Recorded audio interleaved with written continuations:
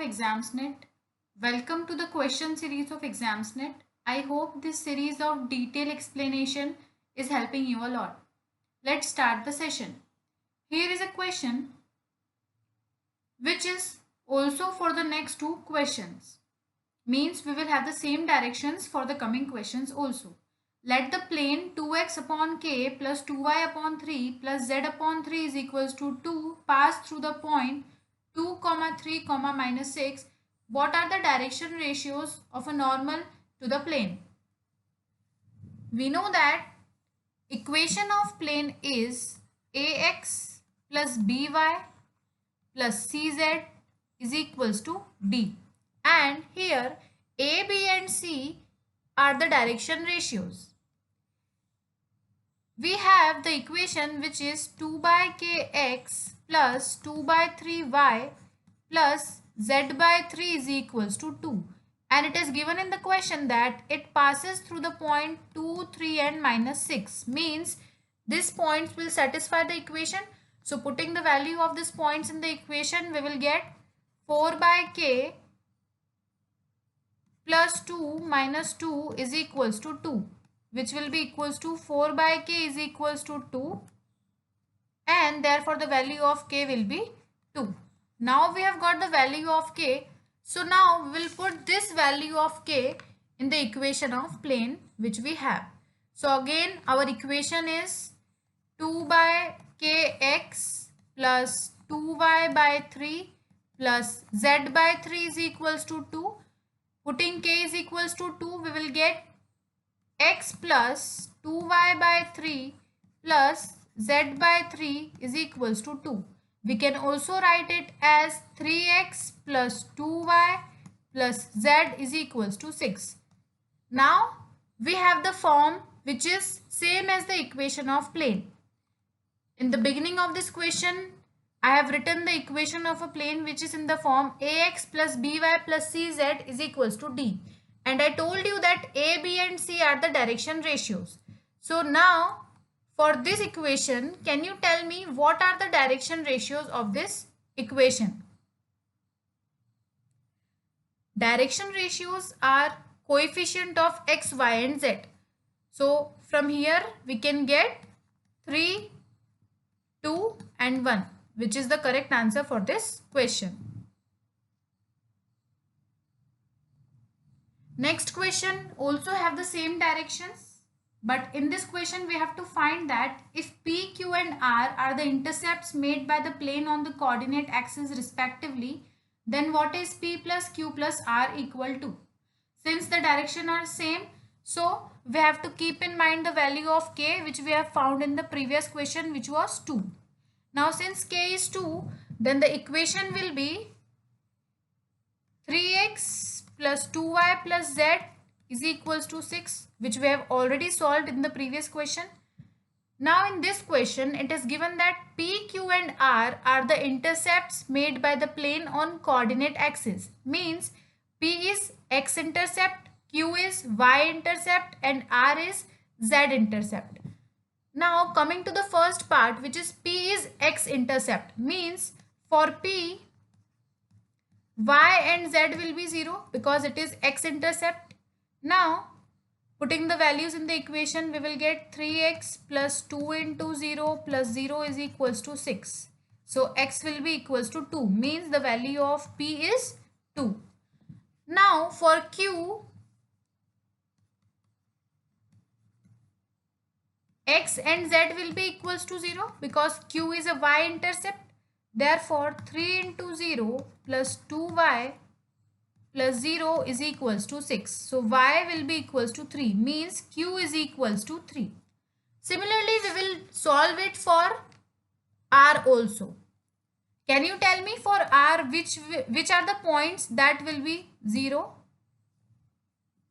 For R, x and y will be 0 because R is z intercept.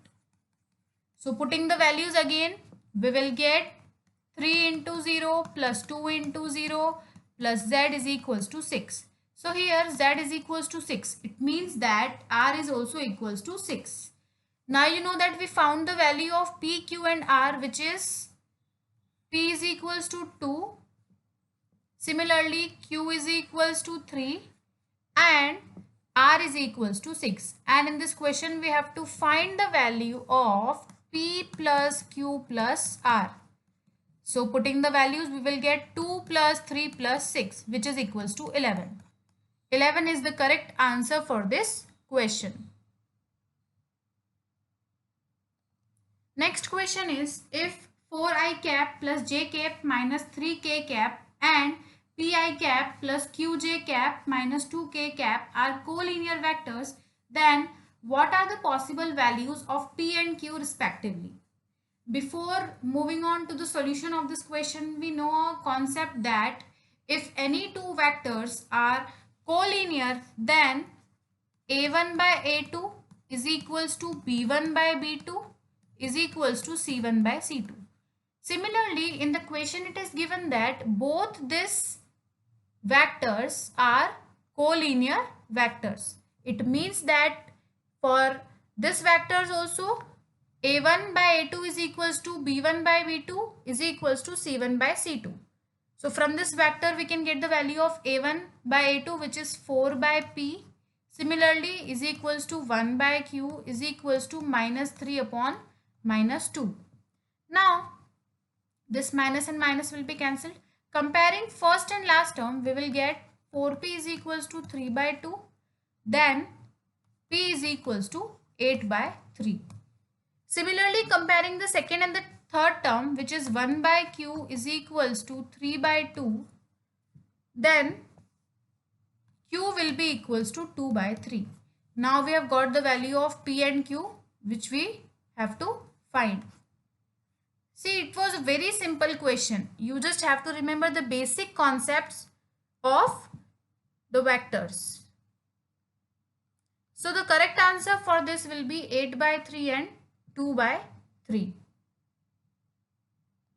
Next question is, if A vector, B vector and C vector are the position vectors of vertices A, B and C respectively of a triangle ABC and G is the centroid of the triangle, then what is AG vector equals to? Now let us solve it by first understanding the diagram. So we are given a triangle. So this is the triangle which is A, B and C. And here there will be A vector which is the direction ratio of A. Here there will be B vector which is direction ratio of B. And here there is C vector which is direction ratio of C. And this will be the centroid, means G. It is given that G is the centroid and we know that centroid is equals to A vector plus B vector plus C vector upon 3. This is the formula for centroid. Now, in the question, we have to find the value of AG vector. So first, let us understand what is AG vector. We know that AG vector means the position vector of G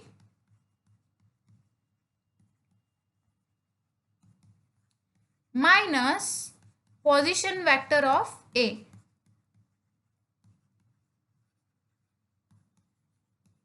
So by this we can find the value of AG vector. So the position vector of G is this. This is the formula for G. And the position vector of A is A vector. So putting the values, we will get A vector plus B vector plus C vector upon 3 minus A vector. So further solving, we will get B vector plus C vector minus 2A vector upon 3, which is the correct form.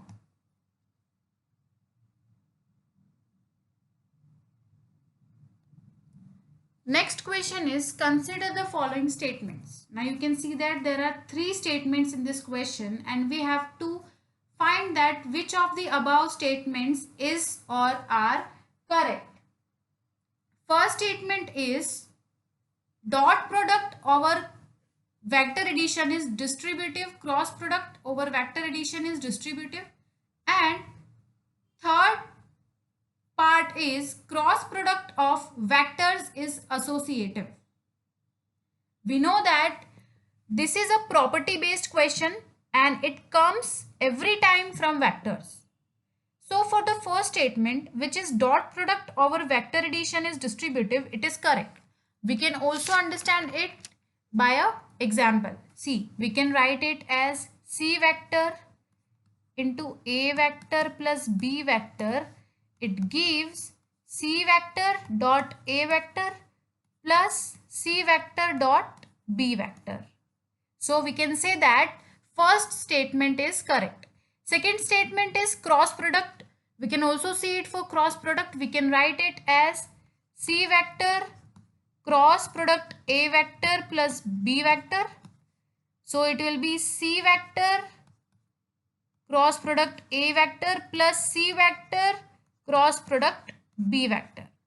So second statement is also correct, that cross product over vector addition is distributive. But look at the third statement, which is cross product of vectors is associative. Third statement is wrong because we know that cross product is not associative. Therefore, we can say that first and second statement are correct. So the correct option is C.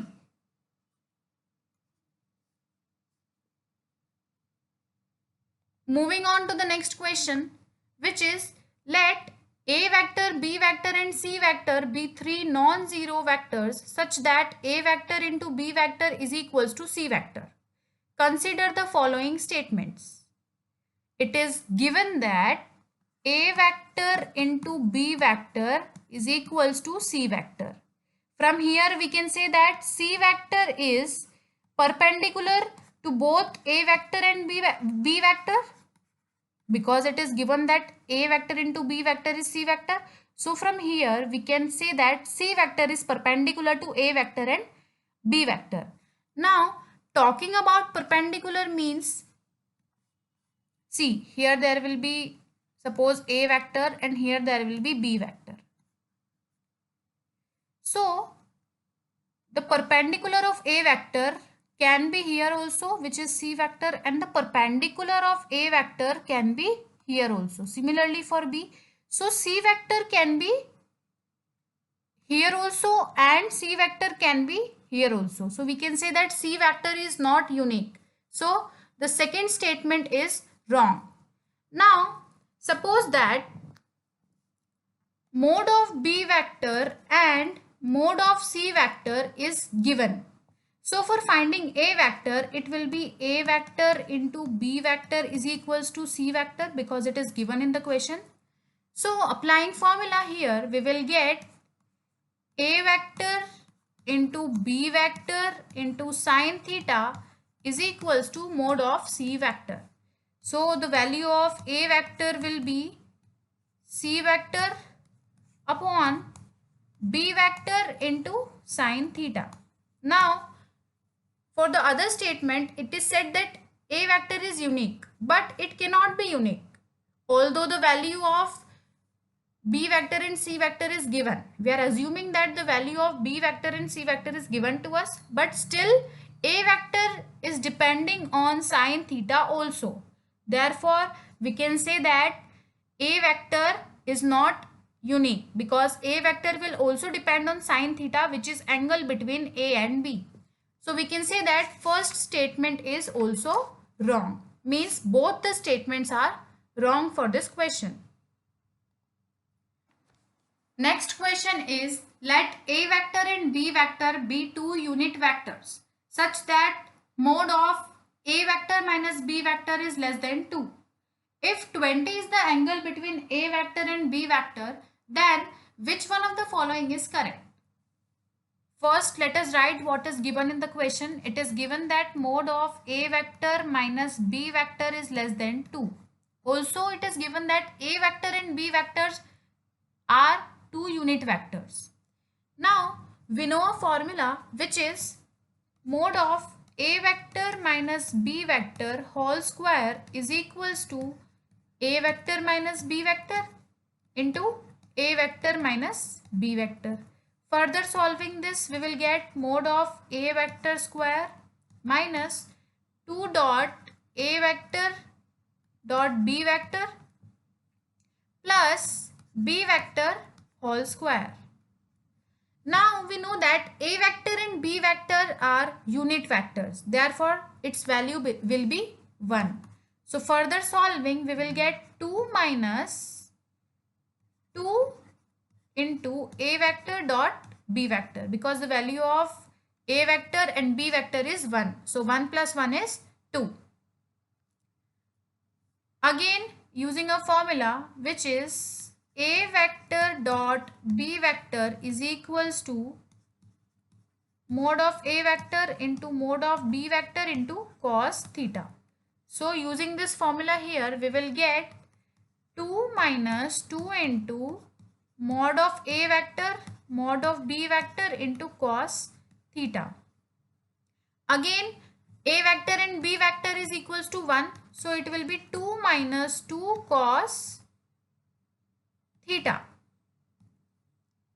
See here, the angle is 2 theta. Therefore, we will be writing 2 theta in the given step. I hope it is clear to you. Now, taking 2 common from this step, it will be 1 minus cos 2 theta. Can you tell me what is the value of 1 minus cos 2 theta? Yes, you are right. The value of 1 minus cos 2 theta is equals to 2 sine square theta. So it will be 2 into 2 sine square theta. But you can see that 2 into 2 will be 4. So it will be 4 sine square theta. This is the value we have found for mod of a vector minus b vector whole square. Now talking about a vector minus b vector. So since a vector minus b vector whole square is equals to 4 sine square theta, therefore mod of a vector minus b vector will be 2 sine theta. Therefore, we have to find that where does 2 sine theta lies. It is given in the question that mod of a vector minus b vector is less than 2. So we can say that it lies between 0 and 2. Therefore, the value is 2 sine theta. So since a vector minus b vector is less than 2 and it lies between 0 and 2. So this will also lies between 0 and 2. So for sine theta, it lies between 0 and 1, because this 2 and 2 will be cancelled. So sine theta lies between 0 and 1. This is the answer for this question. Next question is, 2 digits out of 1, 2, 3, 4, 5 are chosen at random and multiplied together. What is the probability that the last digit in the product appears as 0? This question is from the probability. We are given 5 digits, which is 1, 2, 3, 4 and 5. And we have to find the probability where 0 comes. So 0 comes in cases when it will be 5 into 2 and 5 into 4. So these are the 2 possible cases when 0 will appear. So it means that we have 2 cases or we have 2 favorable outcomes. Now talking about the total outcomes, you know that there is 5 digits and out of 5 digits, 2 digits are selected randomly. So from 5 digits, 2 digits are selected. So it will be 5C2, which is equals to 5 into 4 upon 1 into 2, which is equals to 10. So total number of outcomes is 10 and possible cases or favorable cases are 2. So the probability will be favorable outcomes or possible cases is 2 upon total outcomes, means 2 by 10. So it is 1 by 5. So the probability will be 1 by 5. It was a very, very simple question. Next question is, the frequency curve corresponding to the data obtained in an experiment is skewed to the left. What conclusion can be drawn from the curve? Now, this question is a different question and it is from the statistics. So before understanding this question, let us first understand its diagram. It is written that the frequency curve is skewed to the left. So now let us understand the curve which is skewed to the left. So the curve which is skewed to the left will be in this form. This is a left skew. Now you can see that here there will be mode. This particular line will be mode because mode is the highest frequency, and here there will be median. So this point is median, and here there will be mean. So from the diagram itself we can see that what is highest. So mode is highest and mode is greater than median, and you can see that median is greater than mean. So this will be the correct order which is drawn from the curve. This is the particular conclusion that we are talking about. So the correct option is D.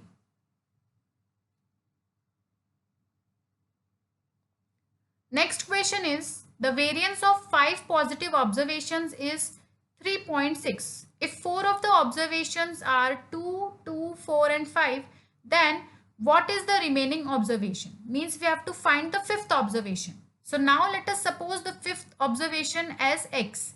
Means let the 5th observation be x. Now the variance of 5 observation is already given, which is 3.6. So now let us write the formula for variance, which is variance is equals to summation of x square upon n minus summation of x upon n whole square.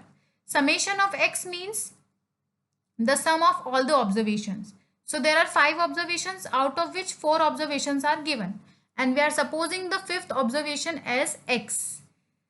So the value of variance is 3.6. 3.6 is equals to 2 square plus 4 square plus 2 square plus 5 square plus x square. This is the 5th observation which we have supposed upon n. N is 5 minus, now let us add all these terms. 2 plus 4 plus 2 plus 5 plus x is 13 plus x upon 5 and whole square.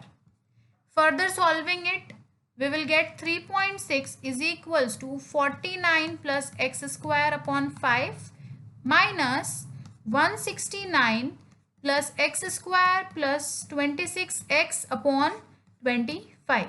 Now taking the LCM, it will be 3.6 is equals to 245 plus 5x square minus 169 plus x square plus 26x upon 25.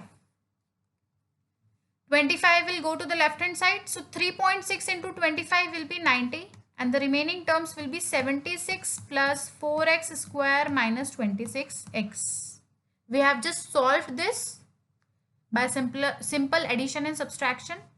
Now it will be 90 minus 76 is 14. 14 is equals to 4x square minus 26x. We can write it as 4x square minus 26x is equals to 14.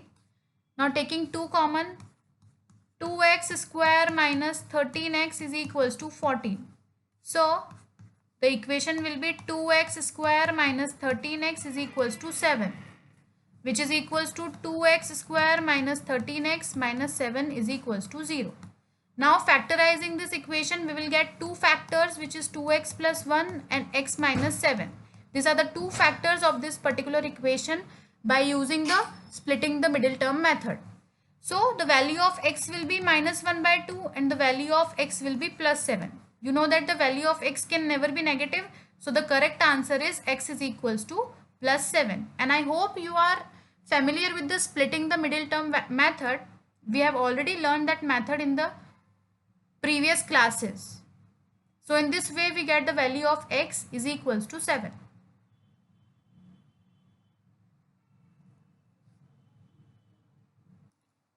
Next question is, what is the arithmetic mean of 50 terms of an AP with the first term 4 and common difference 4? We know that sum is equals to n by 2 into 2a plus n minus 1 into d. It is the formula for sum. And for finding average, we have to divide the formula of sum by n. So dividing it by n, it will be this n and n will be cancelled. So the remaining terms will be a plus n minus 1 by 2 into d. Now putting the values here, it is given in question that first term is 4 and common difference is 4. Means a is equals to 4, n is equals to 50, there are 50 terms, and d is equals to 4. So putting the values here, we will get the average, which is 4 plus 50 minus 1 upon 2 into 4. Further solving it, we will get 4 plus 49 by 2 into 4. Now this will be again cancelled. So the answer will be 4 plus 98, which is 102. So the average arithmetic mean is 102. Next question is, what is the coefficient of mean deviation of 21, 34, 23, 39, 26, 37, 40, 20, 33 and 27 taken from mean? So firstly we have to find mean. The formula for mean is summation of x upon n. Summation of x means sum of all the given terms. So when we will add all these terms, we will get 300, and n is 10 because the total numbers are here 10. Therefore mean will be 30, or we can say that x bar is equals to 30. Now let us talk about mean deviation of mean.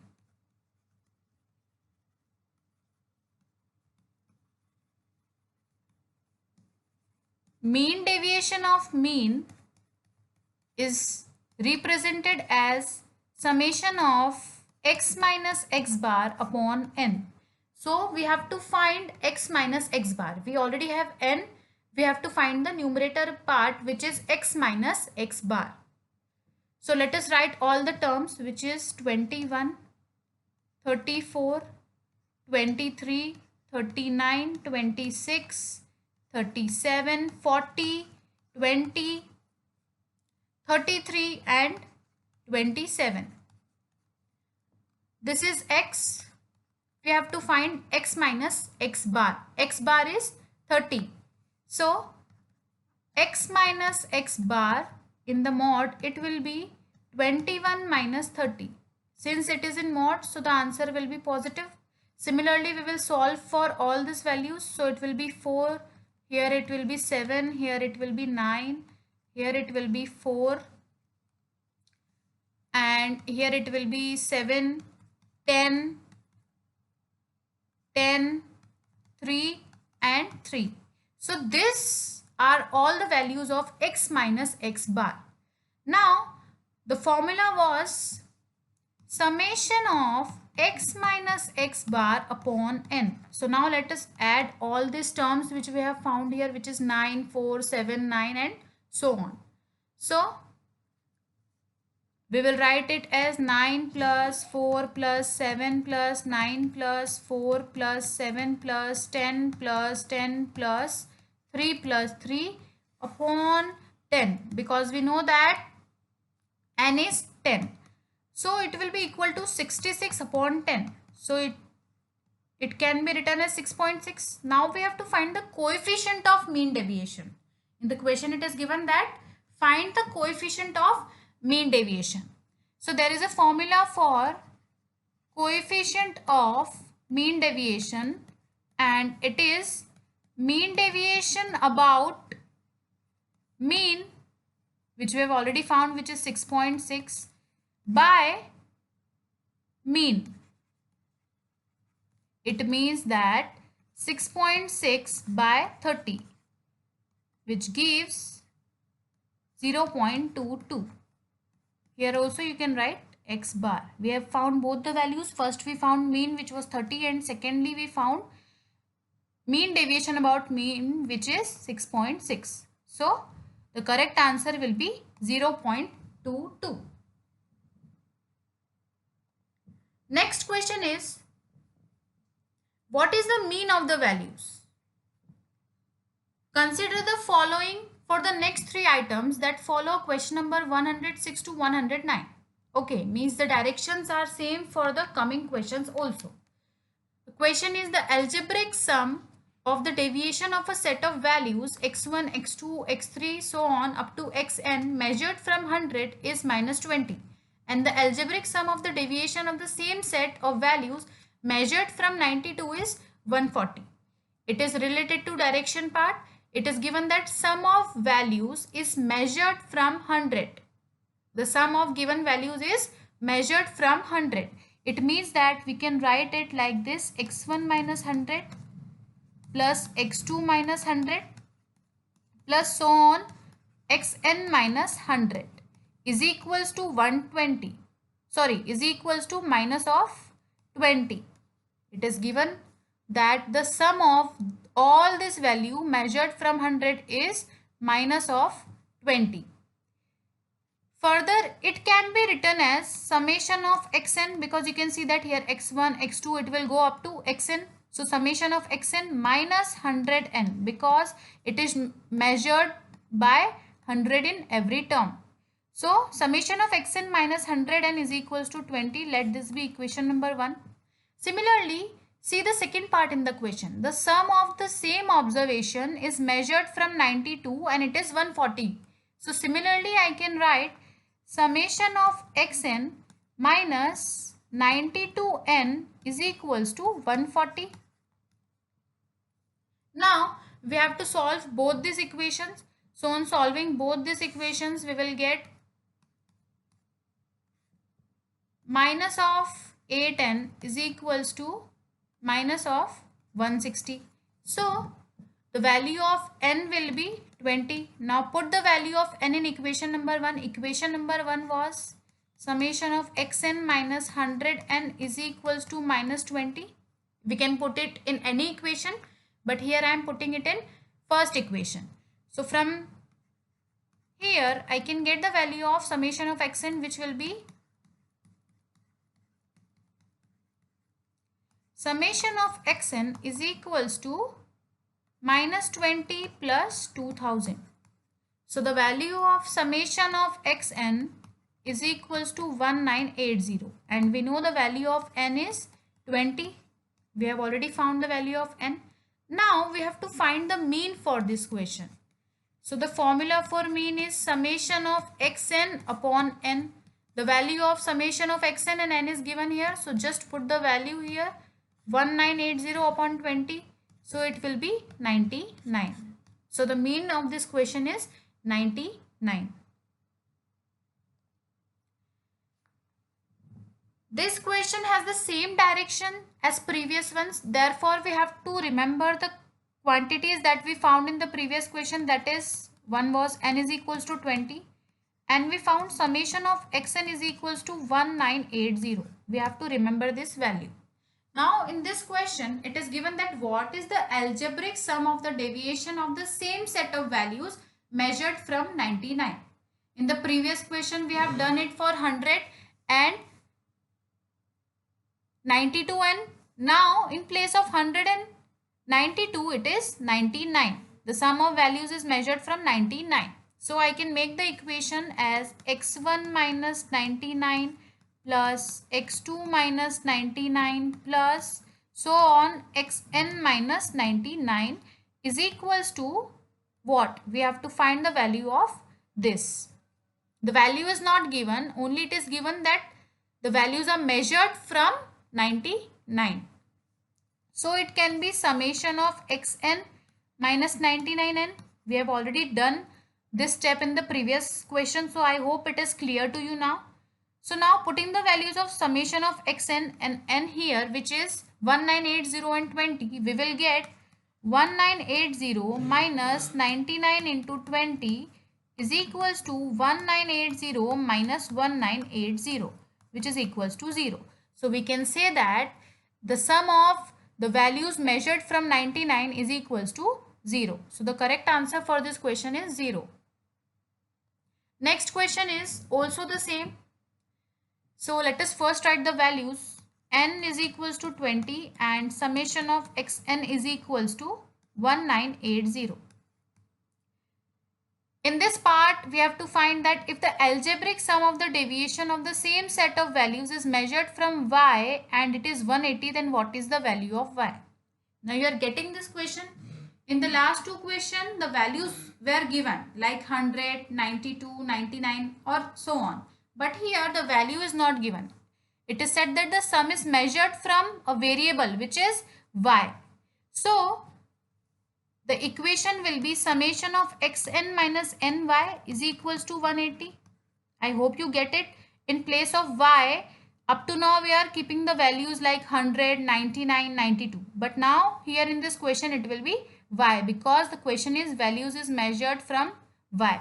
So this will be our equation. Now putting the values here we will get 1980 minus 20y is equals to 180. So 20y is equals to 1980 minus 180. Therefore, y will be equals to 90. So this is the value of y. You can see that all these questions are very simple. Next question is,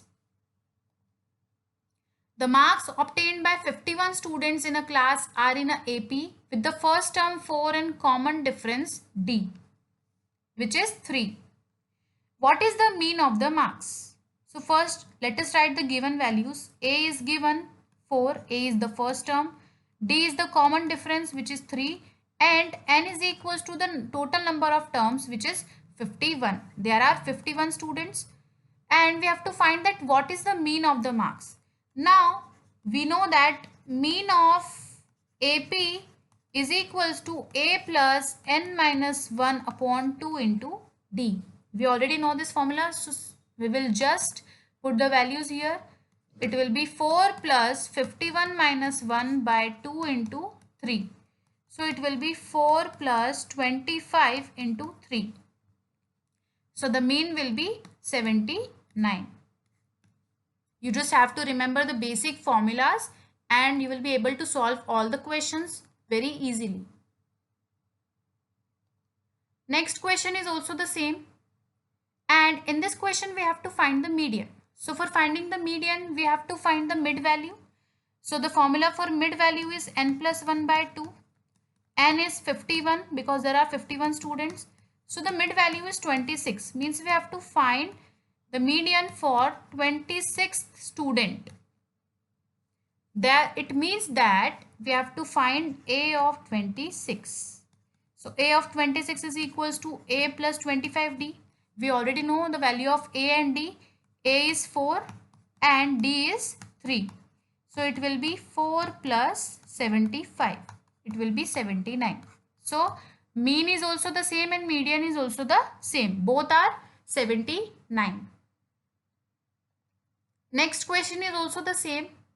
Again, you can see that the directions for 3 questions are coming same. So these questions are very simple and it does not require so much time to solve it.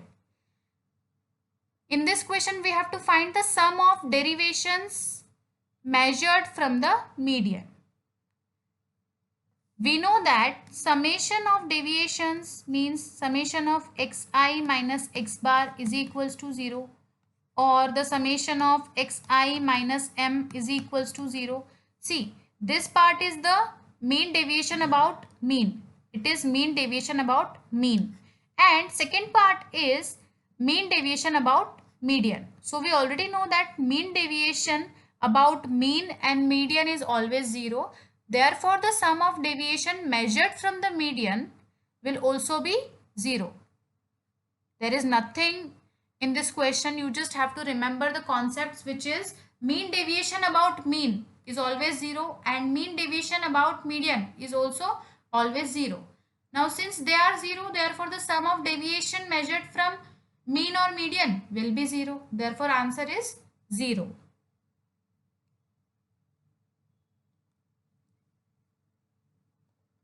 Next question is a very interesting question. You can see that there is a table which explain this question. There are 90 applicants for a job. Means total applicants are 90. And some of them are graduates, some of them have less than 3 years experience. Now they are divided into two classes, graduates and which have less than 3 years experience. And here G is the event that the first applicant interviewed is a graduate. Means this is G and this is T. T is what? First applicant interviewed has at least 3 years experience. So this will be T and this will be G. Now in the question we have to find P of G intersection T complement. So now first let us find P of G. P of G means probability of G. What is the probability of G? See, the total number of applicants are 90. Now let us look for the probability of G. So the probability of G is 18 plus 36 because you can see that this is G. So it will be 18 plus 36 upon 90 which is equals to 54 by 90 and it is equals to 3 by 5. So P of G is 3 by 5. Similarly, we will find P of T. Now can you tell me what will be the value of P of T by looking at this table?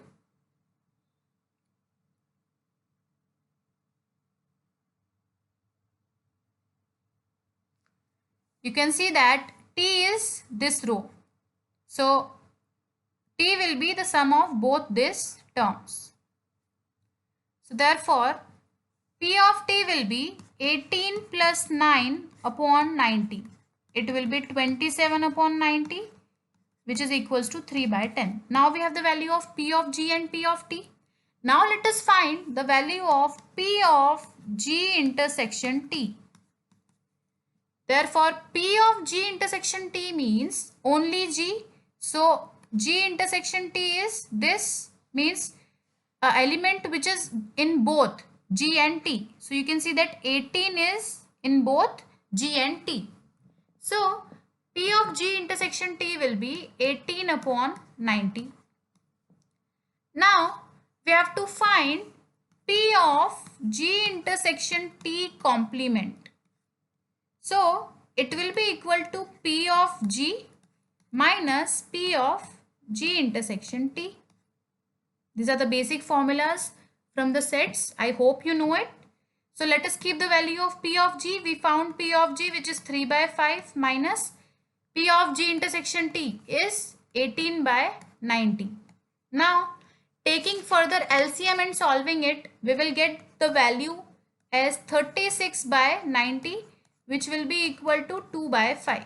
So we can say that the value of P of G intersection T complement is 2 by 5. This question also have the same directions. But in this question we have to find what is P of G by T complement. So let us see it. You already know that this is G and this is T.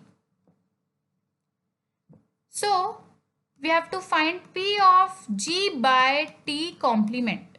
Now by using conditional probability, it will be P of G intersection T upon P of T complement. And here there is complement because in the question it is complement. So by conditional probability it becomes this. Now let us keep the values. We know that P of G intersection T complement is 36 by 90. We have already found in the previous question. So I can write here 36 by 90 upon. Now let us talk about P of T complement. We have found in the previous question P of T was 27 by 90. Now if we want to find the complement, means P of T complement, then it will be 1 minus 27 by 90. Therefore, P of T complement will be 1 minus 27 by 90. Now further solving this, we will get 36 by 90. You can see it, 36 by 90 into 90 by 63. When you will take the LCM, then you will get this terms. So it will be 36 by 63, which is equals to 4 by 7. So 4 by 7 is the value of P of G by T complement.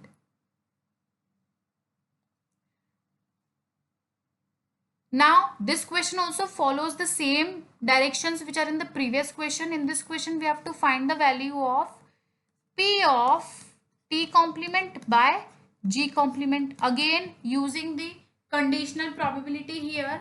Can you tell me what will be the value of this? See, conditional probability is P of A by B is equals to P of A intersection B upon P of B. So by that formula I can write P of T complement intersection G complement upon P of G complement. Remember this, we have used conditional probability. Now by using De Morgan's law, I can write it as P of T union G whole complement, because both are in complement. So I have used De Morgan's law, and P of G complement will be 1 minus P of G. As I explained you that in the previous question, let us say P of G is something 2. We are just supposing, and therefore P of G complement will be 1 minus 2. So here also P of G complement will be 1 minus P of G. Again, P of T union G whole complement can be written as 1 minus P of T union G, because the complement of this will be 1 minus P of T union G. So I can write it as 1 minus P of T union G upon 1 minus P of G. What we have done is we have just removed the complement and we have written it in the form of 1 minus whatever the value is. Like P of G complement, then we have written 1 minus P of G. Similarly for the numerator part also. So we got this step. Now we already know the value of P of T union G. T union G means T and G both, means the common terms in both. So 18 plus 9 plus 36 are the common terms in T and G, and the total number of applicants is 90. So it will be equals to 63 by 90. And P of G is 54 by 90, which we have solved in the first question of this type. So I am just putting the values here in this step. So 1 minus P of T union G means 1 minus 63 by 90, and 1 minus P of G means 1 minus 54 by 90. I hope this question is clear to you. P of T union G means the values which are in T and G. So the values are 18, 9 and 36. Now further solving it, we will get 90 minus 63 upon 90 minus 54, which is equals to 27 by 36, which is equals to 3 by 4. So 3 by 4 is the correct answer for this question. Next question is, the incidence of suffering from a disease among workers in an industry has a chance 33 1 by 3%. What is the probability that exactly 3 out of 6 workers suffer from a disease? So the probability of getting a disease is 33 1 by 3%. Means this is the probability a person will get a disease, which is equals to 1 by 3. So can you tell me what is the probability of a person not getting a disease? Means its complement. Probability of getting a disease is 1 by 3. So probability of not getting a disease is 1 minus 1 by 3, which is equals to 2 by 3. So value of P is 1 by 3 and value of Q is 2 by 3. Now 3 out of 6 means 3 persons from 6 persons. Therefore by probability of distribution it will be 6C3. Why 6C3? Because we are choosing 3 persons from 6 persons. And 3 out of 6 suffer from disease. So this persons suffer from disease, and except that means except that the persons do not suffer. These are the total persons 63, and from that the chances of suffering a disease are 1 by 3. And how many persons suffer a disease? 3 persons. Therefore the power is 3. And From 6, if 3 persons suffer a disease, means 3 persons are there who do not suffer a disease. So what is the probability of not suffering from a disease? Which is 2 by 3. And its power will be 6 minus 3 because only 3 persons are not suffering from a disease. Did you get the power part? Here 3 workers suffer means 1 by 3 power 3 because 1 by 3 is the probability of suffering from a disease and the remaining 3 do not suffer. So the probability of not suffering is 2 by 3. So 2 by 3 power 6 minus 3. Now further solving this we will get 6 into 5 into 4 upon 3 into 2 into 1 into 1 upon 3 cube into 2 power 3 and 3 power 3. Further solving it will get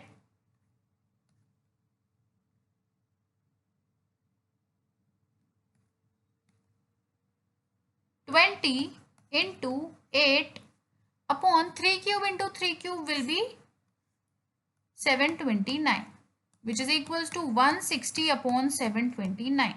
I hope it is clear to you. Again the question is same. So let us remember the values which we found in the previous question, which is P is equals to 1 by 3 and Q is equals to 2 by 3. Chances of suffering a disease and chances of not suffering a disease. Now we have to find the probability that no one suffers. In the last question we have found probability when 3 persons were suffering from a disease. But when no one suffers means 0 persons suffer from a disease. So from 6 persons, 0 suffers from a disease, means 6 is 0. And the chances of not suffering from a disease is 2 by 3. So it will be multiplied by 2 by 3. Now, how many persons are not suffering from disease? All the persons are not suffering from disease. So the power will be 6. Now let us solve it. 6C0 is 1. So 1 into 2 power 6 upon 3 power 6 will be 64 upon 729, which is the answer. This type of questions are very, very simple, where the directions are same for 2 or 3 questions. Again, the question is same. In the previous question, we found for no one. Do you remember in the previous question, we found the probability that no person suffer from a disease. In this, we have to find that at least 1 out of 6 suffer from a disease. So, at least 1 means opposite of no one. We have found the probability of no person suffering a disease. Means when no person suffer a disease, it will be 64 by 729. Now, we have to find for at least 1. At least 1 means opposite. Opposite means 1 minus 64 by 729. Opposite means you can understand like complement. So 1 minus 64 by 729 is 729 minus 64 upon 729. It is equals to 665 upon 729. This is the probability that at least 1 worker will suffer a disease. So the correct answer is 665 upon 729. Next question is, consider the following frequency distribution for the next 3 items that follow question number 118 to 120. It means that the question will be same up to the next 3 question. You can see a class is given and frequency is given. The total frequency is 120 and the mean is 150. What is the value of P? In this particular question, we have to find the value of P. So you can see that the total frequency is given, which is 120. Total frequency means adding all the frequency. So let us add all the frequencies. Frequencies are 17 plus P plus Q plus 32 plus P minus 3Q plus 19 is equals to 120. So the total of frequency is equals to 120. Further solving this, we will get 2P minus 2Q plus 68 is equals to 120. 2P minus 2Q will be equals to 52. Now taking 2 common, it will be P minus Q is equals to 52. So 2 and 52 will be cancelled. So P minus Q is equals to 26. Let this be equation number 1. We will use this equation in this question. Now we have to find xi. Xi means the mid value. You can see that in the question classes are given which is 0 to 20, 20 to 40, 40 to 60 and so on. So let us take 0 to 20. So here xi will be the mid value of 0 to 20. Means what is the mid value of 0 to 20? 10 is the mid value of 0 to 20. So in this way we have to find for all the classes. So let us make a table. The classes are 0 to 20, 20 to 40, 40 to 60, 60 to 80 and 80 to 100. These are the classes which is given in question. Now for these classes we have to find xi. I already told you what is xi. Xi is the mid value for the given class. So the mid value of 0 to 20 is 10. Similarly 20 to 40 mid value is 30. Similarly here it will be 50, here it will be 70 and here it will be 90. We have found the value of xi. Now we have to find value of di. Di is equals to xi minus a. Now a here is assumed mean. When we find xi, then we automatically get a value which is assumed mean, which is here. So here a is equals to 50. So now let us find di. Di is xi minus a, means 10 minus 50. So it will be minus 40. Similarly for this terms it will be minus 20, 0, 20 and 40.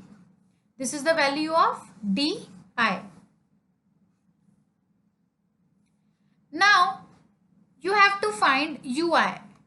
So the formula for ui will be di upon h. Now can you tell me what is the value of h? H means the difference between the classes. You can see that. Let us take 0 to 20. So what is the difference between 0 and 20? Means how many elements are there between 0 and 20? 20 elements. Now let us take 20 to 40. Between 20 and 40, how many numbers are there? 20 numbers. Means the difference or the class interval is 20. Therefore, the value of h is 20. Now let us find ui. So di upon h means minus 40 upon 20. It will be minus 2. Similarly, for this it will be minus 20 upon 20. Therefore, minus 1. Similarly 0, here it will be 1, here it will be 2. So now we have found the value of ui. Now let us write the frequencies, which is fi. It is already given in the question. Frequencies are 17, p plus q, 32, p minus 3q and 19. Now let us find the value of fi ui. So fi ui will be fi into ui, means minus 2 into 17 is minus 34. Minus 1 into p plus q is minus p minus q. 32 into 0 is 0. 1 into p minus 3q is p minus 3q. 19 into 2 is 38. So now we have found the value of fi ui. Now you can see that these are all the terms of fi and ui. Now we have to find the summation of fi and ui. So summation of fi and ui means sum of all the terms that we have found here in fi and ui. So adding up all the terms, we will get minus 34 minus p minus q plus p minus 3q plus 38. Further solving this, we will get 4 minus 4q. So summation of fi and ui is equals to 4 minus 4q. Now let us find the mean. The formula for mean here is mean is equals to a plus summation of fi ui upon summation of fi into h. We know all the values. The value of a is 50 and mean is also given in the question. The value of mean is 50. The value of a is 50, which is assumed mean. Summation of fi and ui is here, which we have recently found, 4 minus 4q. Upon summation of fi means the sum of all the frequencies. It is given in question that sum of all the frequencies is 120. Into h is the intervals between the classes. So h is 20. Now further solving this, we will get 50 is equals to 300 plus 4 minus 4q upon 12 into 2. Again this will be cancelled, so it will be 6.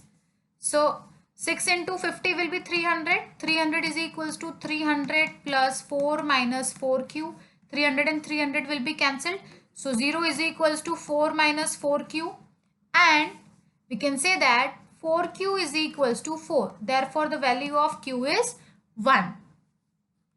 Now, coming to the first equation. The first equation was p minus q is equals to 26. This was the first equation. Putting the value of q here, we will get the value of p. Therefore, p minus 1 is equals to 26 and p is equals to 27. So, the value of p for this part of the question is 27. I hope you are clear with this question. Now, the second part of this question is what is the value of q? Here we want to find the value of q, but we have already found it in previous question. So therefore, we can directly say that q is equals to 1. It is a very long calculation. So they have just asked the value of q here, which we have previously found. Next question is, if the frequency of each class is doubled, then what would be the mean? This question is based on a concept, and to be honest, it do not require pen to solve this question. So let us understand the concept. The concept is, if frequency is doubled or frequency is half or frequency is changed or frequency is anything, then there will be no effect on the mean. Means whatever the frequency is, there will be no effect on the mean. When frequency is doubled or when frequency is half or when frequency is anything, there will be no effect on the mean. So the mean here is 50. So mean will remain 50 only. Frequency does not affect the mean in any case. So the correct answer for this question is 50. I hope it is clear to you. This type of questions where the directions are same and only they are asking different parts are very simple question, because we do not have to solve all the part in every question. Like you have seen that in some question we already get values and the values we are using in the next part. But this is only for the question where the directions are same and we have to solve it. I hope all these questions are very clear to you, and keep learning and keep scoring high.